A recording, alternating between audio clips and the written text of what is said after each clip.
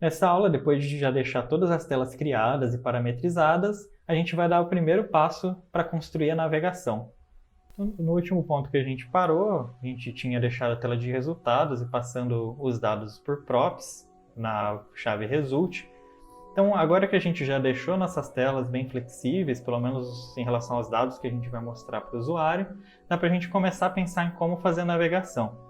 Até agora, todas as telas que a gente construiu, apesar de receber parâmetros, a gente só passou esses parâmetros estaticamente. A partir do código, só tinha uma tela que ia ser apresentada no navegador. Mas uma aplicação de verdade precisa ter mudança de estado.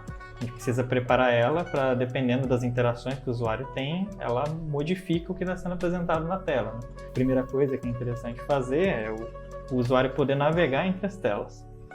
A navegação entre as telas na aplicação funcionando vai ser um pouco complexa, né? Tem várias regrinhas, dependendo se deu erro, dependendo se aconteceu sucesso e tudo mais. Então, para ficar um pouco mais fácil de entender, a gente vai começar com uma versão mais simples. Criar um botão que vai trocar para a próxima tela. A gente não vai ainda fazer pesquisa nem nada disso. Só um botãozinho simples, cada vez que eu apertar, eu vou navegando para a próxima tela. Então a gente tem aqui nossa div na raiz. Vamos criar um botão aqui em cima, é só temporário, depois a gente vai tirar esse botão e implementar a funcionalidade nos botões das próprias telas. Criar aqui um botão.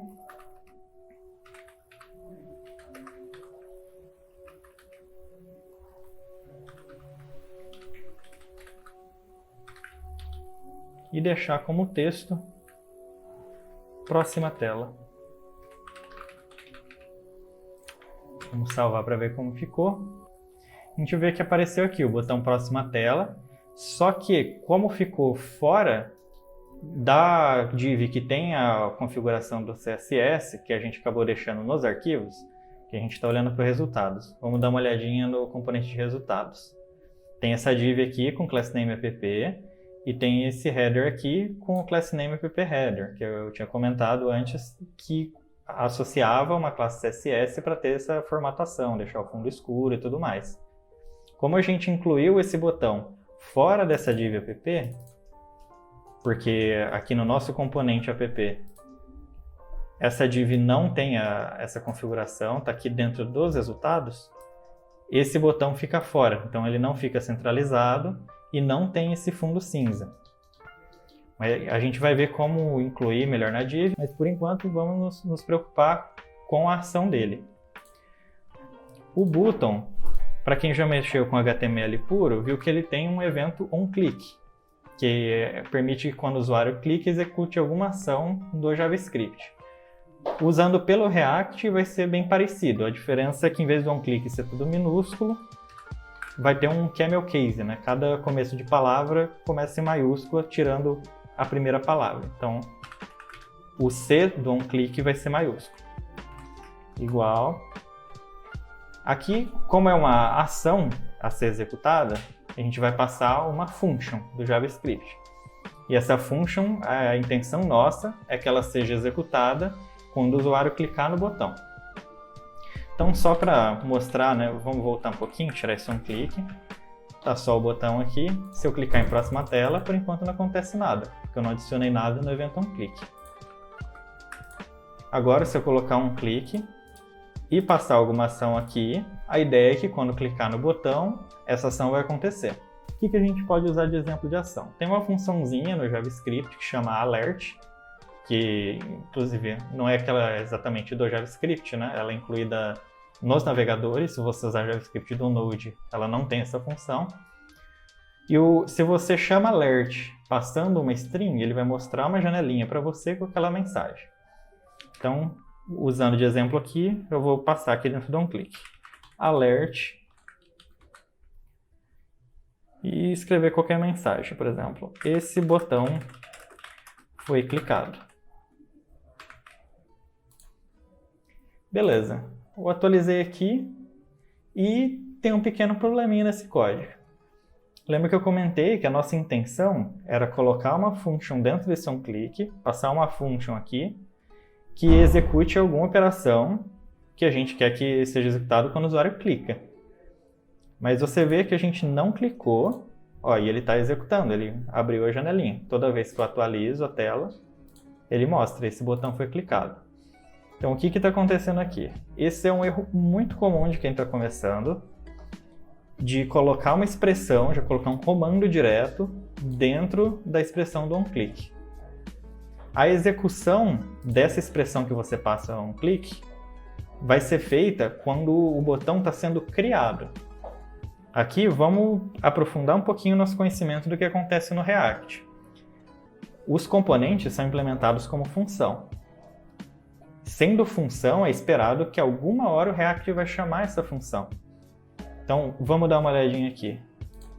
Dentro desse app, vamos dar um console.log, escrever app foi chamado início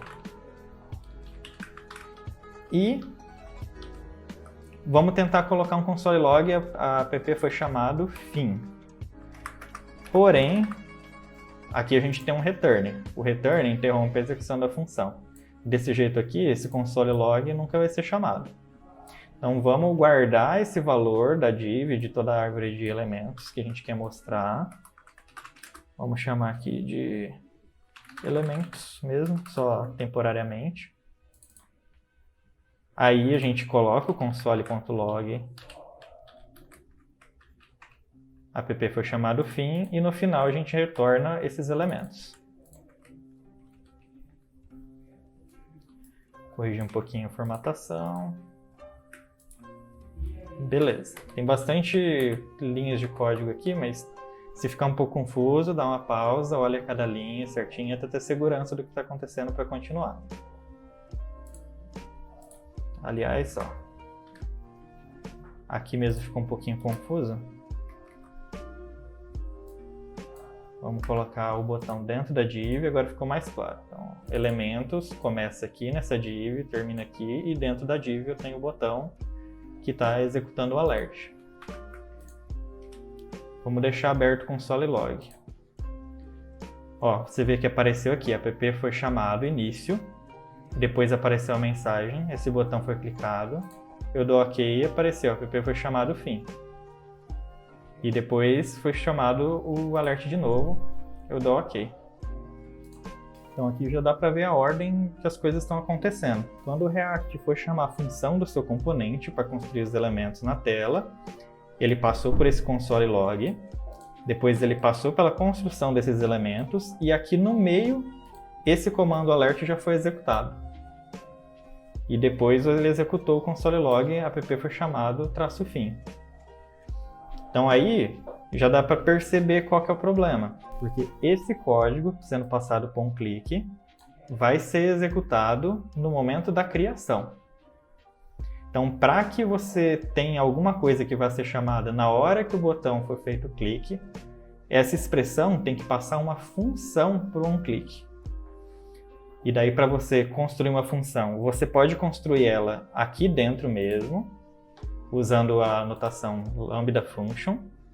Então você abre e fecha parênteses, que representa aqui os parâmetros da função, igual, maior,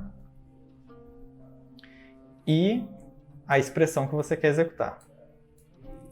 Daí qual que é a diferença do jeito que estava antes e o de agora? Antes, dentro de um clique, você estava passando uma expressão que imediatamente chamava o alert. Agora, dentro de um clique, você está pedindo para ele construir uma função que é capaz de chamar o alert, mas que não vai chamar o alert imediatamente. E essa função, capaz de chamar o alert, é o que foi passado para um clique. Então, por isso, agora que eu executar, ó, aparece esse botão foi clicado, porque eu ainda não salvei. Agora que está salvo, ó, eu atualizando, não aparece mais esse botão foi clicado na hora que eu abro a tela. Agora, até tem um ponto e vírgula a mais aqui. Quem viu o ponto e vírgula passou no teste, eu estava só testando a atenção de vocês. Não foi... Então, olhando aqui no console log, a gente vê, ó, chamou, o app foi chamado início, o app foi chamado fim, então, ou seja, construiu o botão, tudo certo, mas não executou o alert. Porque não foi o comando que eu passei. O comando que eu passei agora foi para construir uma função capaz de chamar alert e não o comando em alert em si. Só que se você tem operações um pouco mais complexas, não compensa você criar tudo dentro da expressão do onClick, senão vai ficar uma linha muito grande e vai começar a misturar a lógica dos eventos com a árvore de elementos mesmo. Se for pequenininho nesse caso, tudo bem. Mas como você vai fazer se você precisar de uma lógica um pouco mais elaborada? Você declara a função antes. Aí, só vamos dar uma olhadinha aqui, né, antes de implementar de outra forma. Se você clicar na próxima tela, ele já aparece aqui agora a expressão. Esse botão foi clicado, que era a nossa intenção. Então, vamos fazer agora de outra forma. Vamos criar como uma function. Vamos chamar de handleClick. Que por enquanto a gente não precisa receber nada, o onClick passa o evento de clique para a função. Então, se a gente quisesse ter algum tipo de informação sobre o evento, quiser saber a posição específica no eixo X, no eixo Y do clique, extrair alguma informação do botão em si que foi clicado, daria para a gente usar a partir desse objeto de evento. Mas aqui, por enquanto, a gente não vai usar. Então, para continuar com a mesma ação, vamos dar aqui o alert. Esse botão foi clicado. Colocar um número 2, só para a gente ver que não é esse outro alert antigo. Vou tirar essa expressão. E passar esse handleClick para um onClick. Outro ponto de atenção, que é um erro bem comum no começo. Perceba que eu passei o nome handleClick. Eu não chamei a função aqui dentro do onClick. Porque se eu chamar a função, vou ter o mesmo problema que antes. Porque daí a expressão em si não é uma função capaz de executar o alert. Agora aqui eu estou chamando a função explicitamente, então volta a ser uma expressão que chama o alert imediatamente. Então não é isso que eu quero. Eu não vou chamar a função. Eu simplesmente vou passar ela para o onClick. Então ela não, em nenhum momento, eu pedi para executar. Eu criei a função, passei para o onClick e quem vai decidir quando executar vai ser o onClick. Salvei, vamos chamar de novo para atualizar o código novo. Veja que não tem alert, ele chamou, o app foi chamado início, o app foi chamado fim.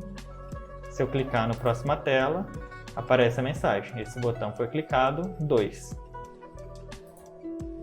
Então, está chamando essa função nova que a gente criou aqui mesmo. Vamos tirar agora o console log de app foi chamado início e fim, que era só para a gente ver a ordem de execução das coisas. Só para não poluir demais, né? Já são muitas coisas acontecendo no mesmo componente. Vamos deixar o retorno diretamente com os elementos.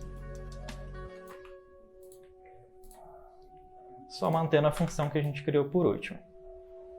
Então, ok, agora a gente já sabe colocar uma função para ser executada no clique do botão. Mas a gente quer que esse botão faça a navegação entre as telas. A gente não quer que ele simplesmente mostre uma mensagem para a gente. Então, primeiro de tudo, como a gente vai fazer o nosso componente raiz, app, ser capaz de trocar as telas para a gente?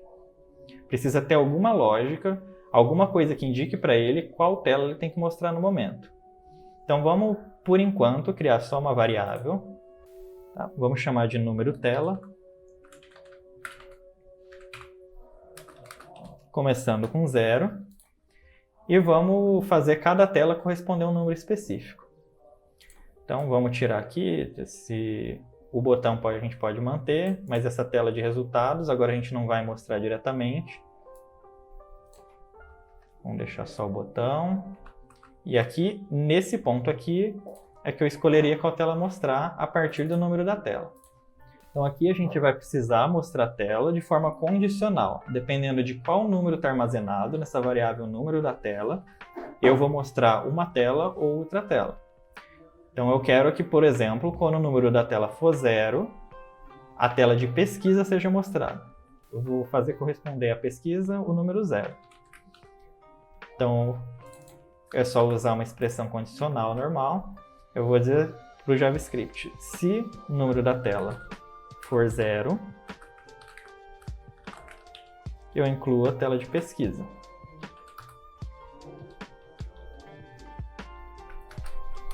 Caso contrário, vai ser nulo.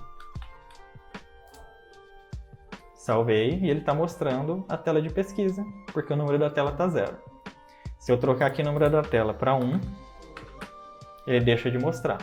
Só ficou o botão que está fora da navegação aqui para ir para a próxima tela, que a gente ainda não fez ele de fato navegar para a próxima tela. E então, se o número da tela for 1, que tela eu vou querer mostrar? Vamos escolher a tela de resultados para ser a tela número 2. Então, se o número da tela for 2, ou aliás, o próximo número é 1, se o número da tela for 1, eu quero mostrar a tela de resultados. E lembra que a tela de resultados recebe uma prop com o nome de result, que ele vai mostrar o result ali na lista de resultados. Vamos colocar bem simples aqui, só Rua São Paulo, só para ter algum dado para mostrar. Beleza, então quando o número da tela for 1, já está com a lógica de mostrar os resultados para o CEP, e daqui está mostrando Rua São Paulo, que foram os dados que eu passei. Próxima tela, quando o número da tela for igual a 2, a gente pode escolher o erro aqui, né? Então vai ser a tela de erro. Vamos lembrar lá qual que é as props que a tela de erro necessita. Abrir o arquivo, está usando props.errorMessage. Então, na chave errorMessage, vamos passar um erro temporário. Não foi possível encontrar o CEP. Tudo dentro da mesma lógica. Se for igual o número correspondente à tela, eu mostro a tela. Se não, eu não mostro nada. Vamos trocar o número da tela para 2 e ver se a tela de erro está aparecendo. Tranquilo, mostrei erro na consulta, não foi possível encontrar o CEP. A última tela que sobrou foi a tela de carregando. Então vamos deixar com o número 3.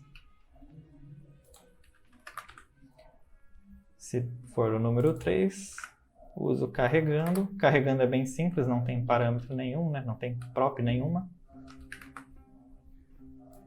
Nesse ponto fica parecido com a tela de pesquisa. Troquei o número de tela para 3, que agora vai bater nesse caso e vai mostrar carregando.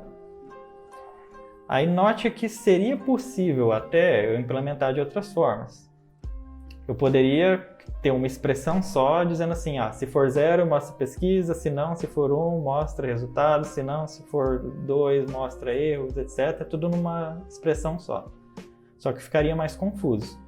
É mais usual quando você precisa escolher qual componente mostrar, ou mais precisamente, qual elemento mostrar a partir de alguma variável, algum estado e tudo mais, fica bem mais simples você decidir separadamente. Se for tal coisa, mostra esse estado que corresponde a ela, se não, não mostra nada aqui. Em seguida, faz a lógica separada para o próximo, do jeito que está aqui. Que dessa forma fica muito mais organizado, ficam várias expressões pequenininhas, mais fáceis de entender, em vez de ter uma expressão gigante.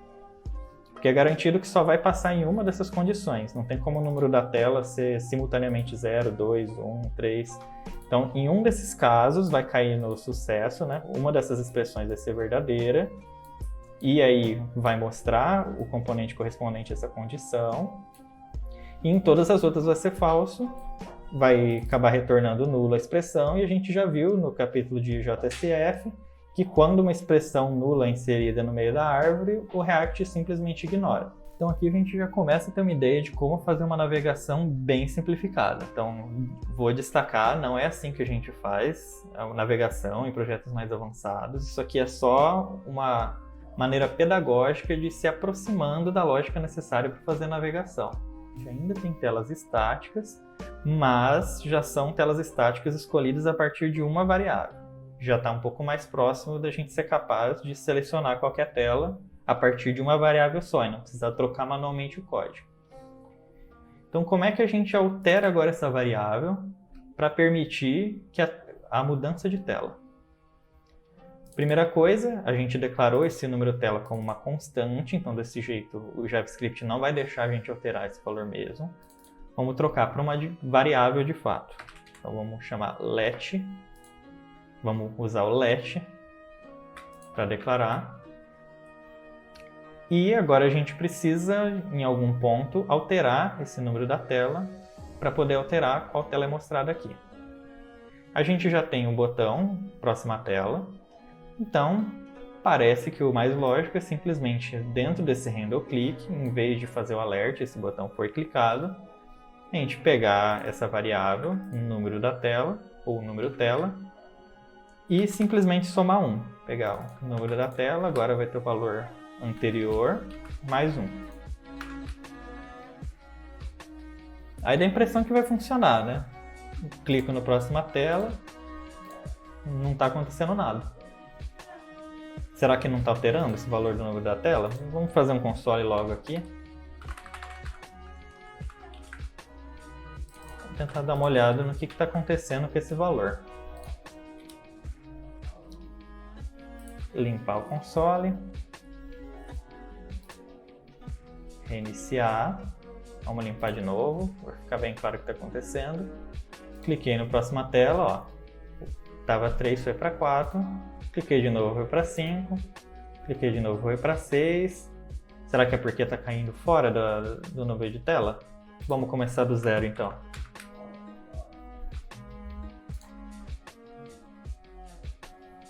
Agora a gente começou do zero na tela de pesquisa. Cliquei próxima tela, foi para o 1. Cliquei, foi para o 2. Cliquei, foi para o 3. Continua não mudando.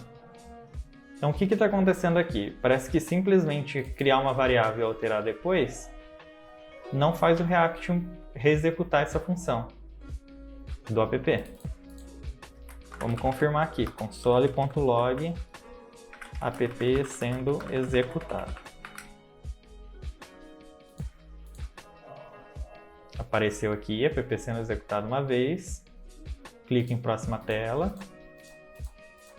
Tá vendo que o número da tela aumenta, mas essa função nunca é executada de novo para o React cair nessas condições e escolher de novo qual que é a tela que deve ser mostrada. Então a variável está mudando, só que a função não é rodada de novo para atualizar o valor correspondente a esse novo valor da variável na tela. Então, como a gente tem que fazer? Se desse jeito não funciona, como a gente tem que fazer para funcionar? E por que o React não percebeu que eu alterei a variável? Na verdade, isso é uma limitação da própria linguagem. Não tem como o React saber que você alterou uma variável sem ele ter controle dessa variável. Quando você está passando o valor entre funções no JavaScript, quando você chama uma função, por exemplo, e passa um valor como primeiro parâmetro, você usa o nome de uma variável às vezes, mas o que você está passando é só o valor dela. Você não está passando o nome da variável. A função que está recebendo aquele valor vai dar outro nome para associar aquele valor e ela não tem acesso ao contexto daquela variável. Então não teria como o React ficar monitorando se a variável que você está usando para calcular os elementos alterou, para ele saber que precisa rodar de novo a função e atualizar os elementos. Então, para ter valores que o React tenha conhecimento de como você alterou, ele precisa criar essas variáveis internamente, ele precisa ter criado essa variável internamente e simplesmente ter te dado acesso, te dar uma forma de você pedir para ele alterar esse valor. Porque se toda vez que você precisa alterar o valor, a única maneira de alterar esse valor seja chamar uma função que o próprio React te passou, a partir desse momento tem como ele saber todas as vezes que esse valor foi alterado. Porque tem que sempre passar pela permissão dele para isso acontecer. E como a gente faz isso? Aqui entra um conceito bem chave dentro do desenvolvimento no React, que são as hooks. A primeira hook que a gente vai ver é justamente a que resolve esse problema e é chamada de useState. Como é que a gente usa ela? Primeiro a gente precisa importar do React. A gente dá um import useState. Então é entre chaves, porque é exportado com o nome mesmo, né? Um name de export. Então para importar a gente vai usar o nome dela. From React. E esse useState é uma função. Vou separar um pouquinho mais o código para ficar mais claro o que está relacionado ao que. Esse useState é uma função que você passa um valor inicial. Então, a gente está querendo criar um state para o número da tela. O valor inicial, vamos começar no 0, que é a tela de pesquisa. E qual que é o retorno dessa função? Ela retorna uma lista com 2 elementos. O primeiro elemento, ou seja, o da posição 0, é uma cópia do valor atual desse estado. O segundo elemento é uma função que é capaz de alterar esse valor no React, o valor interno. Como a retorno tem esse padrão, é uma lista com exatamente 2 elementos que sempre estão numa ordem específica, dá para a gente usar o recurso de destruction do JavaScript para guardar cada um desses elementos numa variável separada. Então, antes de ter destruction no JavaScript, ficaria um pouco feio. A gente teria que deixar, por exemplo, const, vamos chamar de retorno, igual useState. Esse retorno seria aquela lista com os 2 elementos. E daí a gente teria que colocar o primeiro elemento, vamos chamar de número tela, para não dar conflito com a maneira que a gente estava implementando antes. Vamos deixar comentado. Então, número tela é o primeiro elemento da lista, ou seja, na posição 0. E set número tela, que é a função que serve para alterar o valor, viria na posição 1.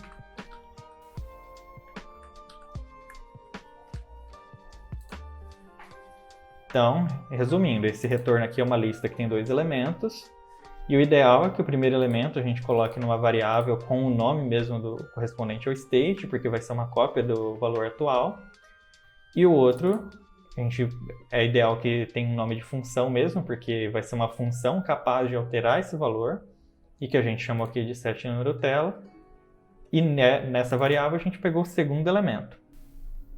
Mas, como eu disse, agora a gente tem o destruction no JavaScript, e essas 3 linhas a gente pode resumir em uma linha só, e colocar a declaração no mesmo padrão dos dados que estão sendo retornados. Como o useState retorna uma lista de 2 elementos, eu posso colocar aqui 2 variáveis, vamos chamar de número tela e setNúmero tela, que é os nomes que a gente já estava dando antes, num formato como se fosse uma lista de 2 elementos mesmo.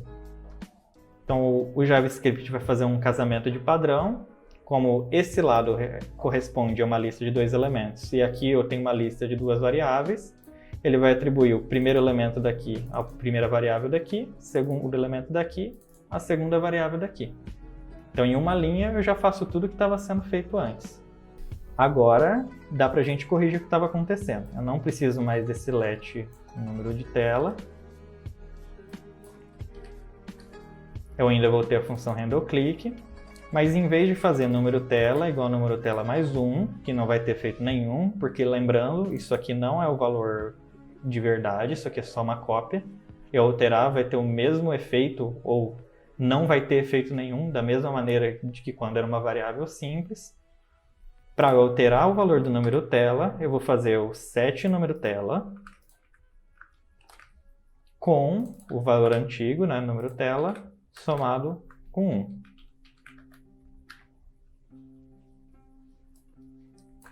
Vou salvar aqui. Vamos ver como é que vai funcionar agora. Cliquei na próxima tela, ele mudou para a próxima tela. Cliquei de novo, foi para a próxima ainda. Mas daí perceba um detalhe bem pequeno, mas que é bem importante. Aqui ele não tinha ainda executado o handleClick.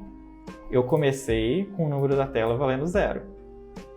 Quando eu clicar na próxima tela, se olhar pelo código, parece que o que aconteceria seria o seguinte, né? Eu chamei o número de tela, o número atual foi 0, ele vai alterar o número da tela de 0 mais 1, alterar para 1. Esse console log aqui parece que deveria vir 1, porque eu alterei o número da tela para 1 agora, né? Na linha passada. Só que se eu clicar aqui, eu vejo que o console log veio com o valor 0. E isso, de novo, eu destaco. O motivo disso é que o número da tela é uma cópia do valor. Então, mesmo que você chamou uma função para alterar o valor original, não vai alterar essa variável número da tela, porque ela não é o valor original. Ela é uma cópia do valor original. Então, não se surpreenda se alguma hora você fizer um console log e tá o valor passado. Porque realmente, logo depois de você ter chamado o set número tela, não vai ter alterado a cópia. Só quando essa função app no geral for executada de novo, aí vai ter atualizado o valor. Se eu clicar no próxima tela aqui de novo, ó, tá no 1. A minha tela já está no 2, que a tela de erro corresponde ao valor 2. Mas aqui que atualizou para o valor da última alteração que eu tinha feito.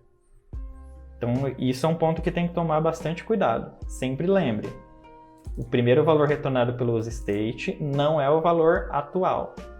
Ele é uma cópia do valor atual e faz toda a diferença. E outra coisa é que não adianta alterar justamente por ser uma cópia. Toda vez que você precisar alterar o valor, necessariamente precisa usar essa função que vem como segundo elemento da lista do useState. Como eu tinha dito, o useState é uma hook, que é um tipo de função especial que tem uma função específica dentro do React. E para você usar hooks, você não pode usar em qualquer ponto da tela. Sempre precisa ser usado no nível mais alto do seu componente. Então precisa estar no meio das declarações de variáveis, declaração de função. Você não pode colocar dentro de um evento, dentro de algo para ser executado depois, porque daí ele não vai saber fazer a conexão entre o state e o componente que você está mexendo. Que o React só consegue perceber a conexão entre o state e o componente se ele for chamado imediatamente logo no começo da função, que corresponde a esse componente. Se ele for chamado em qualquer outro ponto, depois de uma requisição que você disparou dentro de um evento onClick, o React vai reclamar. A gente pode até ver isso aqui na prática. Vamos tentar chamar esse useState dentro do handleClick. Vamos chamar aqui de outro state, set outro state. Chamando os state de novo, dentro de um handleClick. Ó, tá vendo que ele já reclamou logo cedo. Falou, React Hook useState foi chamado numa função handleClick, que não é uma função de React, de componente React, e nem uma hook personalizada. Hook personalizada é algo que a gente vai ver mais no final. Então você vê que logo de cara o React já reclama. Você está ferindo as regras de utilização das hooks. Então isso é algo que é bom já se atentar desde o começo. Mais para frente a gente vai ver outras hooks como o useEffect, por exemplo, que vale as mesmas regras para ele. Vamos voltar para a maneira que estava antes e estava funcionando.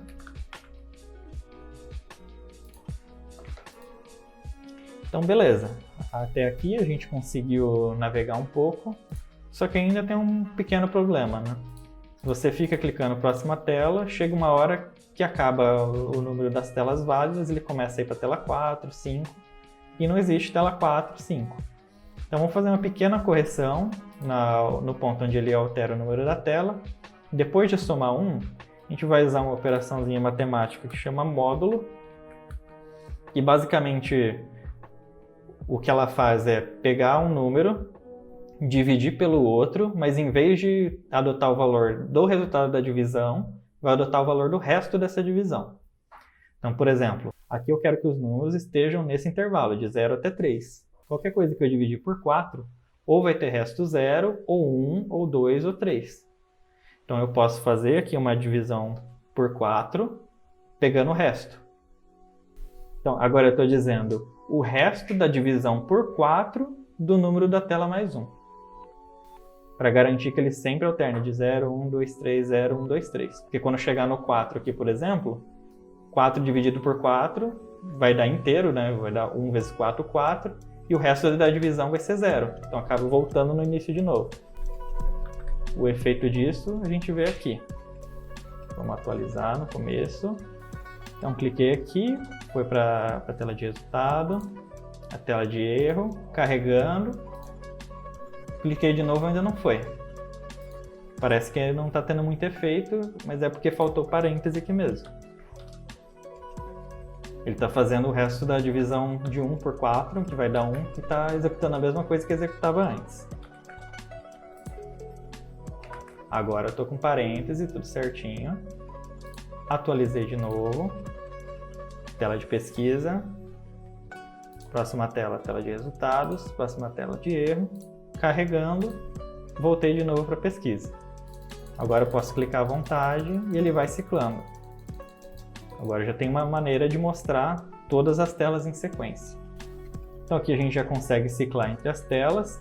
Já é o mínimo que a gente pode considerar uma navegação rudimentar. Nessa aula, então, a gente construiu uma navegação rudimentar. Na próxima, a gente vai continuar melhorando nossa lógica de navegação e já começando a entrar na lógica interna de algumas telas.